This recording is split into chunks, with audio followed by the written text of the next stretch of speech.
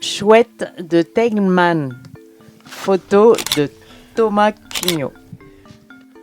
Dans une ancienne loge de pic noir en l'occurrence, donc l'oiseau qu'on a vu précédemment. Et c'est une chouette qui est plus petite qu'une hulotte, mais quand même assez grosse, quoi, assez costaud.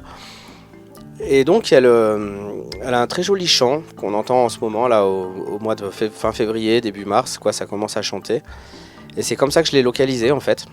Il faut se promener à la tombée de la nuit et écouter un petit peu ce qui se passe. Et on a parfois la chance de l'entendre chanter. Donc quand c'est comme ça, je retourne après 2 jours chercher les arbres avec des anciennes cavités de pic noir pour essayer de trouver celle qu'elle aura choisie pour sa nichée.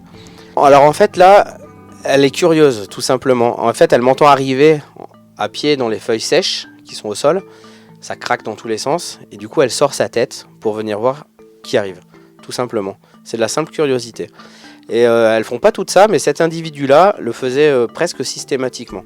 Pour la petite histoire, en fait, cette chouette, elle niche dans un trou qui a été creusé probablement par le pic noir qu'on a vu juste avant. Parce que cet arbre-là, il est à 10 mètres de celui, enfin 10 mètres, 10-15 mètres de celui du pic noir. Ces 2 voisines sont juste à côté l'une de l'autre. Et un jour, c'était assez sympa que j'étais à l'affût dans cette forêt-là.